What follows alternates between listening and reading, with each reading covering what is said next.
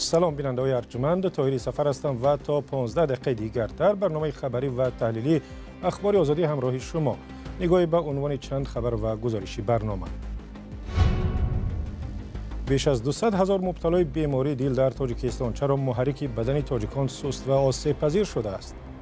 خودی همین سال در سین سال 23 سالگی سکته میاکرد به خیر گرفتیم در جوانان که سال پیش این چیز مشاهده نشد. با جای وزیران و رئیسان اگر قدرت حل کردن مشکلات را در تاجیکستان می داشتید، اول کدام مسئله را حل می کردید؟ در وطن خودمان بسیار завод کارخانه‌های کلان کشایم تا اینکه مهاجران را از دیگر دولت‌های خارجی آورده در تاجیکستان خودمان مقصد به کار گرفتیم. از دکان شاورماپزی تا کرسی دانشگاه، مهاجران آسیای مرکزی در روسیه در فکر تحصیل و کاری با آبرو شدند. ما حالا به دیپلم کار میکنیم. وقتی در آینده به ازبکستان برمیگردیم با کیسه خالی میمونیم. برغم درخواست تاجیکستان برای محاکمه عادلانه یک زن تاجیک، دادگاه روسیه سیاره دوسایeva را به 6.5 سال زندان محکوم کرد. کمیته تفتیشاتی روسیه گفت که حکم مادر 36 ساله روز 6 ایول صادر شد و دادگاه او را در کشتن همکار گورچش گناهکار دانست.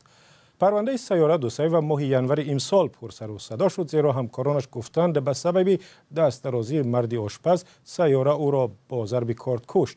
نظر وکیل مدافع سیاره دسترس نیست. در سفارت تاجیکستان در روسیه روز 13 ایول به رادیو آزادی گفتند که با وکیل مدافع سیاره دوسایeva برای بازبینی حکمش تلاش دارند. ویدیوی جنگ و دعوا و کشمکش زنی تاجیک با مرد گرجی و کشته شدن دومی با ضرب کارد در شبکه‌های اجتماعی وسیع پهن شد و بحثی زیادی را هم برانگیخت.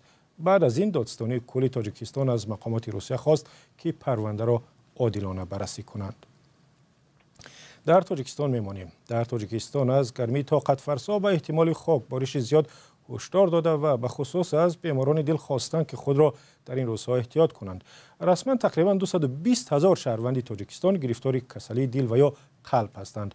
معلوم نیست چقدر دیگر به بیمارستان نرفتند و یا در خانه به خود درمانی مشغول هستند. سالهای اخیر مرگ از سکته قلبی هم افزوده است. چرا؟ دل تاجیکان سست و آسیب پذیر شده است. برات یوسفی و علیشیر ظریفی گزارش می‌دهند. اکبرشاه جانکوف ساکن 66 ساله شهر دوشنبه 13 سال باز گرفتاری بیماری قلب است. هرچند درمان‌های فرموده طبیبان را همیشه و سری وقت استفاده می‌برد، باری دوم است که به شعبه نجات مرکز جمهوری بیماری‌های دل می‌افتد. من خودم در خانه بیهوش غلطیدم، اومدم همین خط بابت نقض میکنن، بیسو نقض میکنن، میسیز رو همه وقت در دکتر رو همه نگاه میکنن. با گفته سازمان World of Statistics و یا آمار جهانی که از 100,000 ساکن تاجیکستان 389 نفرشان از بیماری‌های گوناگون دل و رگ‌ها می‌فوتیده‌اند. آن نمیگوید که این آمار چگونه برآورد شده است، اما عددها نشان می‌دهند که تاجیکستان در این رده‌بندی جهانی جای اول را می‌گیرد. آذربایجان و ازبکستان در مقام دوم و سومند، اما وزارت تندرستی تاجیکستان و پزشکان ساحه این آمار را قبول ندارند. این حال در جمهوری تاجیکستان 219,100 بیمار گرفتار بیماری دل میباشد که از اینها 3,910 بیمار بیماری اولیه است، یعنی که اولین بار به این بیماری دل گرفتار شد به خود گرفته شده و در مرکز جمهوری کلینیکی بیماری دل دوام 6 ماه 10,865 بیمار توبه یافته که معالجه دیده و رخصتی شده است. همزمان دکتر زاکیروف افزایش گرفتارشوی به بیماری‌های دل را تصدیق می‌کند. وی سبب را در غذاهای تیزتیار، نوشابه‌های نیروافزا و سپیرتی، تغییر اقلیم، بحران‌های مگنیتی، استفاده بر زیادی تلفن و تجهیزات موبیلی و صدمه‌های روانی می‌بیند. او همچنین از جوانشوی بیماری قلب نگرانی می‌کند. خودی همین سال در سین سال 23 سالگی سکته میاکرد به خیر گرفتیم در جوانان که سال پیش این چیز مشاهده نشده بود، به خیر گرفته نشده بود. به مرکز بیماری‌های قلب در یک شبانه روز از 50 تا 100 نفر مراجعت می‌کردند. بعضی ساکنان بر اینند که سختی‌های روزگار سبب عصبانیت و آشفتگی و در نهایت بیماری دل می‌شوند. در بیمارخانه‌های دولتی می‌گویند طبابت این بیماری برای پیرانسالان رایگان است، ولی بارها شکایت شده است که نه همه توانستند از این امکانیت سری وقت استفاده برند. مهاجران در روسیه که کار سخت و وزنین بسیار میکنند، سالهای اخیر هرچی بیشتر به گرفتن معلومات عالی میل پیدا کردند. زادگان کشورهای آسیای مرکزی برای دریافت جایهای کاری با نفوذ به دانشگاه داخل میشوند. خبرنگاران میگرنت مدیا از یک مرکز تعلیمی دیدن کردند که در آن برای باسواد شدن مهاجران به آنها مدد میرسانند. شعلای گلخواجت در این باره گزارش میدهد. به این مرکز تعلیمی مسکو مهاجران ازبکستانی میآیند که میخواهند به دانشگاه‌های روسیه داخل شوند. در بین آنها منصور 32 ساله نیز هست. او به مهاجرت زمانی آمد که همگی 17 سال داشت. از آن وقت تا امروز آرزوی گرفتن معلومات عالی را از دلش دور نکرده است.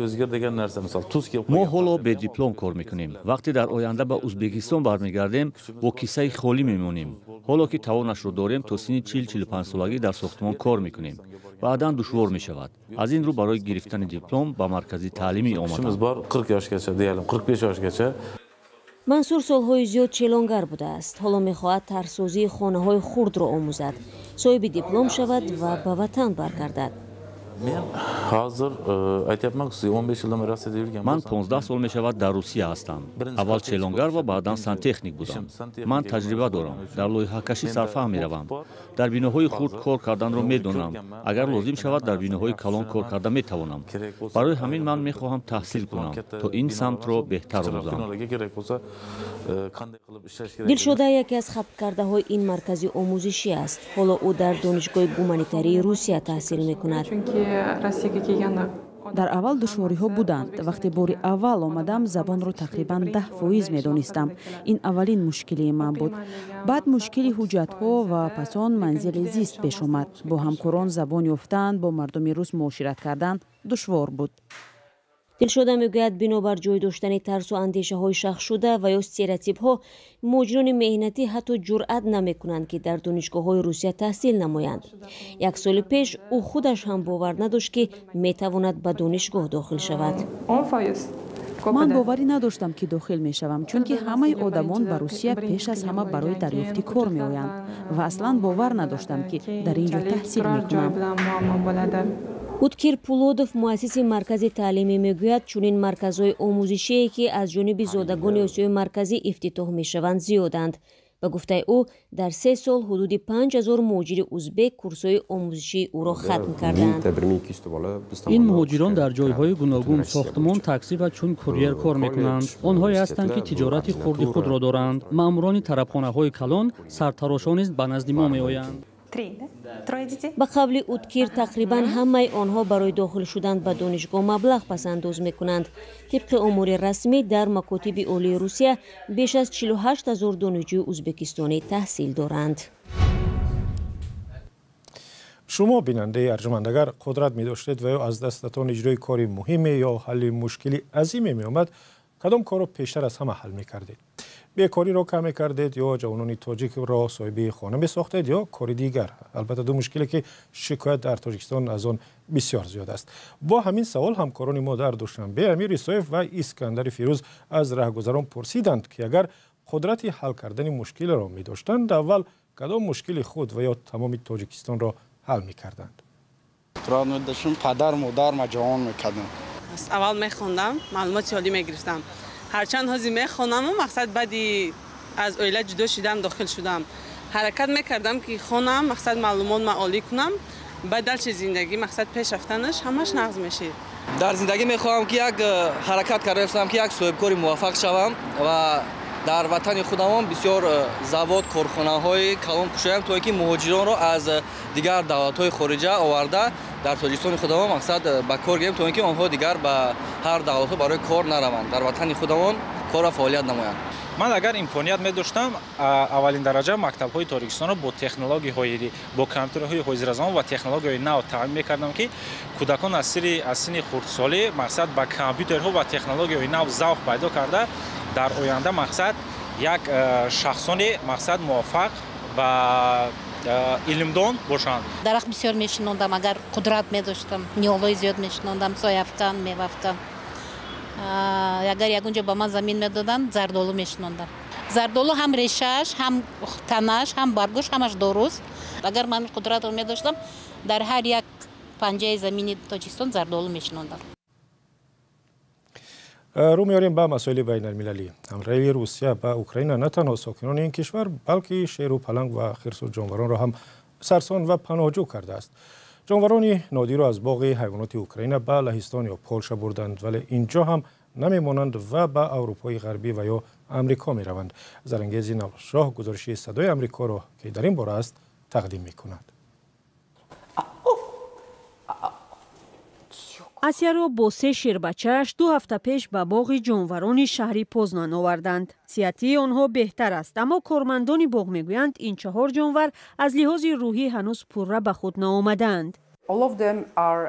همه آنها از حضور آدمان کمی آزار می‌بینند. این همه تاثیر آسیب گرفتهشان از موشک و حمله به سرنشینان است. آسیا را در پی یک عملیات نظامیان اوکراین و مرکز نجات جانوران وحشی از یک قفس یا پرورشگاه خصوصی در منطقه دونتسک اوکراین پیدا کردند. هنگام آزاد کردن ناحیه‌های غصب شده، ارتش ما بعضاً جانوران پرتافته شده را پیدا می‌کنند که در قفس به آب و غذا ماندند. پیش از آغاز جنگ هم ناتالیا به نجات و رها کردن جانورانی مشغول بود که در شرایط بدترین نگهداری می‌شدند، اما جنگ کاری او را دوچند کرد. حالا اختیاریان می‌دانند که وقتی در خط جبهه جانوری بی‌صاحبی را می‌بینند، باید به او زنگ زنند. ماشین ما با قفس و داروی مدهوش کننده مجهز و پر آماده است. وقتی کسی به من زنگ میزند، فوراً به راه میبرایم. جانوران را اول به کیف به مرکزی پوپووا میآورند. بعد یک مدت کرانتین آنها را طریق مرز به باغ جانوران پوزنان میبرند. یک مدت در اینجا نگهداری میشوند. وقتی در اوکراین جنگ سر شد، یوز گرابچینسکا به ناتالیا پیشنهادی کمک کرد. آنها یکجا صدها جانور را از مرگ نجات دادند. زیاده از 200 درنده‌های عظیم جثه و نسبتاً خرد، بیش از 50 شیر و نوع‌های دیگری پلنگ و گربه‌ها و درنده‌های خرد به مثل روباه نجات یافتند. تا زمان پیدا شدن مکان دائمی بودوباش برای این جانوران آنها در پوزنان نگهداری می شوند. چیپ و دیل 2 خرس از اوکراین به سفر نوبتی آمادگی می گیرند. ما آنها را به سفر نوبتی تیار می کنیم به رومانیا. امیدوارم این آخرین سفر خواهد بود. ما چیپ و دیل را اینجا ماندن نمی توانیم، زیرا اینجا جای برای خرس ها پر است. ما خودمان 5 خرس داریم. 3 پلنگی که به اینجا خردسال آورده شدند هنوز انتظار پناهگاهی دائمی اند. گرگ نابینا را به یونان می‌فرستند. شیر آسیا و بچه‌هایش نیز الکی جای خود را پیدا کردند. ما برای آنها جای خوب پیدا کردیم. این یانگشیر باغ جانوران وحشی در بریتانیا است. آنها اویلوی به این مکان زیبا می‌روند. انتقال و نگهداری جانوران در باغ خرج زیاد دارد. به ناتالیا پوپووا و باغ جانوران پوزنان بنیاد بین المللی حفظ حیوانات و سرمایه گذاران دیگر کمک میکنند. سازمان ملل متحد در یک گزارش نو اعلام کرد که حجم قرض کشورهای جهان در سال 2022 به حد رکوردی 92 تریلیون دلار رسیده است. سبب اصلی این افزایش قرض بیشتر گرفتن کشورها برای مبارزه با بحران‌های مثل کووید 19 گفته شده است که پیش از همه کشورهای در حال رشد مثل تاجیکستان را تحت فشار قرار داد.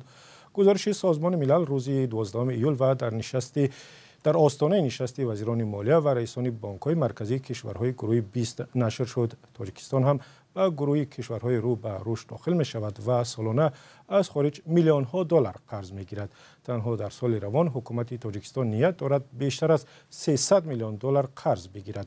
تا آخر سال 2022 حجم قرض خارجی تاجیکستان به بیشتر از 13 میلیارد دلار رسیده بود. مقامات زیاد شدن قرض خارجی را برای کشور خطرزا نمی‌دانند، ولی نگرانی ها از پیامدهای آن پیوسته در جامعه صدا می‌دهد و یک مهم نگرانی سازمان‌های بین المللی مالی و شریکان تاجیکستان قرض‌های بی‌برگشت و هنگفتی کشور از چین است. و اخبار آزادی اینجا به پایان میرسد. سپاس که تا این لحظه ما را همراهی کردید. خبر و گزارش‌های بیشتر و هر ساعت در وبسایت azadi.org و صفحه رادیو آزادی در فیسبوک و اینستاگرام اگر خبری دارید به ما بفرستید. خدا نگهدار.